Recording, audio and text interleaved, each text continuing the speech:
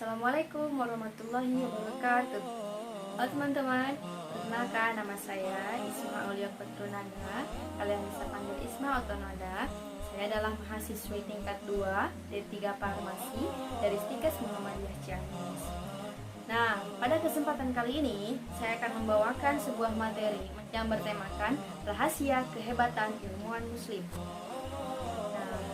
Inti dari materi kali ini ialah tentang isyarat sains dalam Al-Quran, yang mana materi-materi ini saya ambil dari video Ustadz Hadi Hidayat, dan saya mengkaji kembali dalam video ini. Baiklah, mari kita mulai. Al-Quran itu solusi, atau dalam bahasa Arab disebut dengan hudan, yang artinya hidayah. Al-Quran bukan kitab ilmiah, tetapi syariat ilmiah itu ada dalam Al-Quran. Nah, makanya ilmuwan-ilmuwan itu membaca Al-Quran, kemudian menafsirkannya, ditemukanlah syariat ilmiah dalam Al-Quran tersebut, kemudian diteliti, dikembangkan, sehingga menghasilkan suatu penemuan. Nah, apabila penemuannya itu tidak tepat, maka bukan Al-Quran yang disalahkan, tetapi syariat ilmiahnya lah yang disalahkan. Al-Qurannya benar, hanya syariat ilmiahnya yang belum betul. Ilmuwan yang pertama yaitu Jabir Ibnu Hayyan. Beliau lahir di Kufah. Beliau membaca surat Al-Hadid yang potongan ayatnya berbunyi sebagai berikut: Wa anzalnal hadida, yang artinya, dan kami telah menurunkan besi, dalam kurung, dari langit. Nah, maksud dari ayat tersebut ialah Allah telah menurunkan unsur-unsur besi itu dari langit. Beliau meneliti di laboratorium kecil di rumahnya. Dilihat dari tatanannya kecil, molekulnya, elektronnya, atomnya, dan segalanya, sampai akhirnya beliau dijuluki sebagai Bapak Kimia. Jabir Ibnu Hayyan, Bapak Kimia. Diuraikan oleh beliau prinsip-prinsip besi, sampai akhirnya ditetapkan nomor atom 26. Atom yang stabil itu ditandakan oleh F besar, E kecil, dengan angka yang stabil itu berada di kisaran 55, 56, 57, dan 58. Nah, angka yang stabil ada di angka yang mana? Angka yang stabil itu ada di angka 57. Jadi surat Al-Hadid adalah surat yang ke-57. Atom yang stabil ada di angka 57. Baca surat Al-Hadid, kemudian mengkaji tentang besi, menemukan teori, dijuluki sebagai Bapak Kimia, dan surat Al-Hadid ternyata surat ke-57 yang artinya adalah besi. Nah, teman-teman, untuk ilmuwan yang kedua yaitu Abbas bin Firnas. Abbas bin Firnas membaca surat Al-Mulk ayat 19 yang bunyinya sebagai berikut: Bismillahirrahmanirrahim. Awalam yarau ila tayri fawqahum suffati wa yaqbid ma yumsikuhunna illa ar-rahman innahu bikulli syai'in basir. Tafsiran dari ayat ini ialah menerangkan tentang burung yang bisa terbang dengan sayapnya. Kemudian Abbas bin Firnas meneliti kenapa burung itu bisa terbang, diteliti sayapnya, dilihat unsur-unsurnya, kemudian beliau bereksperimen membuat sayap lalu ditempelkan ke tangannya. Beliau mencoba untuk terbang dari dataran yang rendah, dataran yang agak tinggi, hingga dataran yang tinggi, sehingga beliau berhasil terbang sejauh 20 meter lalu jatuh lalu meninggal. Nah, penelitian yang dikembangkan di bawah manuskripnya, sehingga menghasilkan yang sekarang kita kenal yaitu dengan pesawat terbang. Namun masih ada kekurangannya, pada pesawat terbang itu tidak bisa dikepak-kepakan, sehingga sayapnya itu masih kaku, masih ada kemungkinan untuk terjadi keretakan. Nah, setelah terjadi keretakan, siapa yang pernah membetulkannya? Yang membetulkannya ialah orang Indonesia yang sangat berpengaruh, yaitu Profesor Dr. B.J. Habibie. Nah, teman-teman, ilmuwan yang selanjutnya yaitu Avicenna atau Ibnu Sina. Beliau membaca surat ke-32 ayat 11 sampai 15. Ditemukanlah teori 1 hari sama dengan 50.000 tahun. Selain itu, ditemukan ayat tersebut menjelaskan tentang aktivitas malaikat yang naik turun ke bumi. Malaikat terbuat dari cahaya, kemudian Avicenna meneliti unsur-unsur dari cahaya tersebut hingga kepecahan desimalnya. Kemudian beliau membuat buku yang berjudul dengan Al-Basair.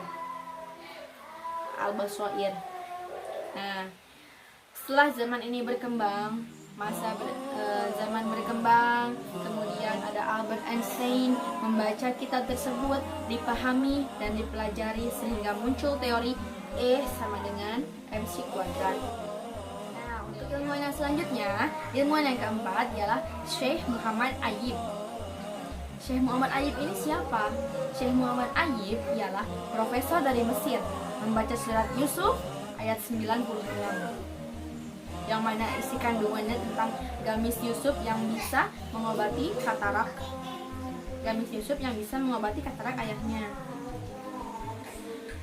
Walaupun ini memang mukjizat dari Allah Subhanahu wa taala, tetapi diteliti oleh Syekh Muhammad Ayyib, kenapa kok bisa bajunya Yusuf ini bisa mengobati katarak? Setelah diteliti di laboratorium, kemudian ditemukan ternyata dari keringat Yusuf. Beliau menganalisa apa yang terkandung dari keringat ini, kemudian diteliti kandungan-kandungan dari keringat, dicoba untuk mengobati katarak, perlahan hilang dan sembuh. Sehingga sekarang ditemukan obat tetes mata untuk katarak. Nah, bagaimana teman-teman? Masya Allah bukan? Baca surat Al-Mulk, menemukan sayap pesawat. Baca surat Yusuf, menemukan obat katarak. Baca surat Al-Ma'arij, As-Sajdah, menemukan teori E sama dengan MC kuadrat. Nah, yang perlu kita renungkan adalah sekarang kita baca apa dan menemukan apa. Lalu lanjut ke materi selanjutnya, yaitu tentang surat Al-Ghasyiyah. Surat Al-Ghasyiyah yang berbunyi sebagai berikut. Bismillahirrahmanirrahim. Afala yanzuruna ilal ibili kaifa khuliqat. Tidakkah Anda memperhatikan bagaimana unta diciptakan? Nah, kalau misalnya kita pikir-pikir kembali, kenapa harus unta? Kenapa tidak hewan yang lain, misalnya domba atau yang lainnya? Kenapa sangat dispesifikasikan untuk meneliti unta? Nah, teman-teman, unta ini adalah hewan yang sangat luar biasa. Contoh, ketika akan sujud, tangan dulu atau lutut dahulu? Maksudnya, ketika kita melakukan sholat, lalu akan setelah i'tidal kan sujud. Nah, ketika kita akan sujud, mana yang kita dahulukan? Lutut dulu atau tangan terlebih dahulu? Silahkan teman-teman. Pertanyaan seperti ini, masalah seperti ini banyak sekali kita temukan di kehidupan nyata. Banyak sekali orang yang mempermasalahkan untuk mendahulukan lutut dahulu atau mendahulukan telapak tangan terlebih dahulu. Ternyata, kalau misalnya kita kaji dengan hadis yang betul, kita dapat mengetahui bahwa mau lutut dahulu, mau tangan dahulu, itu kedua-duanya betul. Hanya harus ada referensi hadisnya. Untuk yang mendahulukan lutut, ada di hadis Abu Daud nomor 838 yang bunyinya, qala Rasulullah sallallahu alaihi wasallam, idza sajadta fala tasjud kama yabruqul ibil fal yadha rukbatayhi qabla yadayhi. Itu untuk yang mendahulukan lutut, yang mana artinya ketika kamu akan sujud, maka jangan sujud seperti duduknya unta. Ibil di sini, ibil digaris bawahi artinya unta biasa. Fal yadha rukbatayhi, maka taruhlah lutut dahulu, qabla yadayhi, sebelum tanganmu. Maka dianjurkan untuk mendahulukan lutut dahulu sebelum tangan. Itu hadis yang pertama. Nah, untuk hadis yang kedua ada dari Abu Dawud nomor 840 sampai 841 yang bunyinya idza sajadta fala tasjud kama yabruku ba'ir falyadha yadaihi qabla rukbatayhi, yang artinya ketika kita akan sujud maka janganlah kamu sujud seperti duduknya unta. Sama-sama unta, namun di sini menggunakan bahasa yang berbeda, yaitu ba'ir. Falyadha yadaihi, maka taruhlah tangan kalian qabla rukbatayhi, sebelum lutut kalian. Masya Allah, sangat jeli Nabi Muhammad ini menjelaskan tentang bagaimana hukum kita sujud mendahulukan lutut dahulu atau tangan dahulu, yakni dengan kias atau dengan perbandingan yang sangat indah, yaitu antara ibil dan ba'ir. Jika diartikan, terjemahkan dalam bahasa Indonesia, dua-duanya itu artinya adalah unta. Namun bedanya, jika ibil itu adalah unta biasa, sedangkan ba'ir itu adalah unta tunggangan.